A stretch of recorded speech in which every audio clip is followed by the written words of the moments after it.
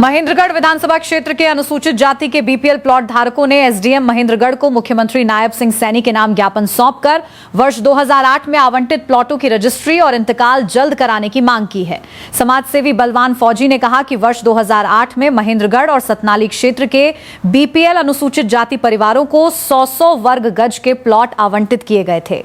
लाभार्थियों को प्लॉट प्रमाण पत्र तो दे दिए गए, लेकिन आज तक अधिकांश लोगों की रजिस्ट्री और इंतकाल नहीं हो सका है। लोग पिछले 18 वर्षों से वे सरकारी कार्यालयों के चक्कर काट रहे हैं, लेकिन उनकी समस्या का समाधान नहीं हुआ। वही जो प्लाट दिए गए हैं वो गांव से काफी दूरी पर है और वहां पर ना तो बिजली, ना पानी, न सड़क की व्यवस्था है। साथ ही चेतावनी देते हुए कहा कि यदि जल्द समाधान नहीं हुआ तो ग्रामीण लघु सचिवालय में धरना प्रदर्शन करने को मजबूर होंगे, जिसकी जिम्मेदारी प्रशासन और सरकार की होगी। सर, आज जो ज्ञापन दिया है किस चीज को लेकर दिया है और क्या कार्रवाई का आश्वासन मिला? ये ज्ञापन हमने दिया है मुख्यमंत्री जी के नाम पे दिया है और विधानसभा महेंद्रगढ़ के डाटा के साथ दिया है, जिसमें एससी कोटे में जो प्लॉट अलॉट हुए थे लाभार्थियों को, उन प्लॉटों की इंतकाल, रजिस्ट्री, ना पानी, ना बिजली, ना गांव से 2-2 किलोमीटर दूर है, गड्ढे में है, कहीं झाड़ झंझाड़ खड़ा है,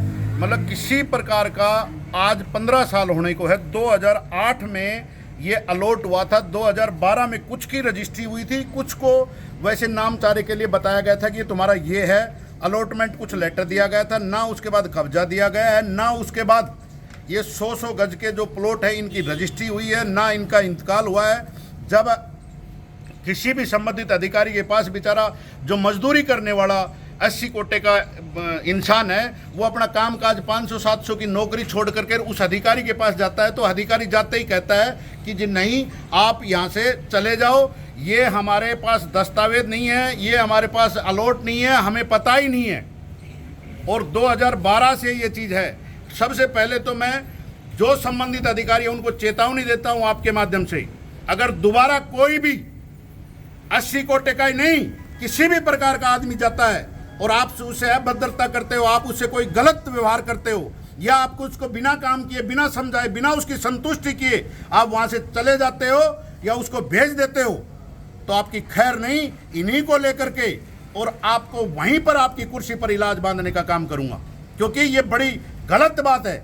हमारे यहाँ के इस चीज को लेकर के ये संबंधित जितने भी मेरे साथी खड़े हैं मेरे साथ, इन्होंने विधायक कंवर सिंह जी यादव जी को भी मैसेज किया, परंतु विधायक को तो अपनी ही रोटी सेकने में मजा आ रहा है। इन गरीब मजदूर बेचारों की कोई परवाह नहीं है।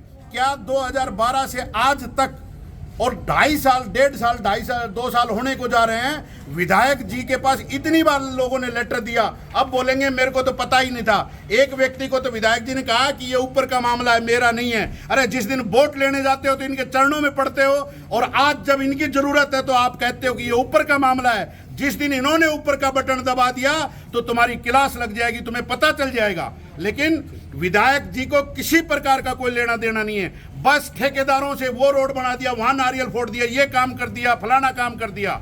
लेकिन विधायक जी आपसे रिक्वेस्ट है, या तो ये काम तुरंत प्रभाव से करवाया जाए, अन्यथा एसडीएम साहब ने मुझे 3 महीने की हमारी बातचीत हुई है, वो संबंधित बीडीपीओ, गांव के सरपंचों से और उन लोगों से जो संबंधित अधिकारी उनसे बात करके, और जैसे ही हमें मैसेज देंगे, अगर काम कर देते तो ठीक है, अगर काम नहीं कर पाए तो ये मैं आपके चैनल के माध्यम से कहता हूं, ये तो अभी 150-150 ही आए हैं, लेकिन गांव-गांव घूम करके लोगों को, बेचारों को मजदूरी छुड़वा करके और यहां बैठाऊंगा और इनके हक दिलवाऊंगा।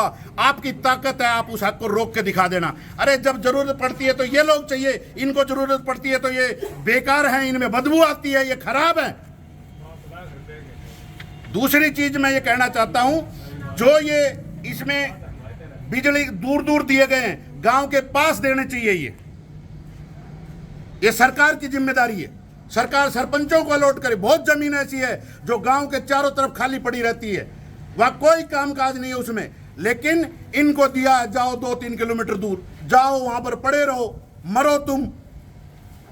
तो मेरी सरकार से रिक्वेस्ट है, मुख्यमंत्री जी के नाम पे दिया है। एसडीएम साहब ने आज हमारी बात अच्छे से सुनी है और उन्होंने एक आश्वासन दिया है, अगर कोई भी अधिकारी आपको गलत बोलता है, आप वहां जाते हो, सीधा आप किसी से बिना बात करे मेरे ऑफिस पहुंच जाना, मैं उस अधिकारी की खैर नहीं है उसकी क्लास लगाऊंगा। ये मैं एसडीएम साहब का धन्यवाद करता हूं, क्योंकि उन्होंने आज पहली बार ऐसा कहा है कि भाई कोई भी यार एक आम आदमी को जाने से कौन रोक सकता है।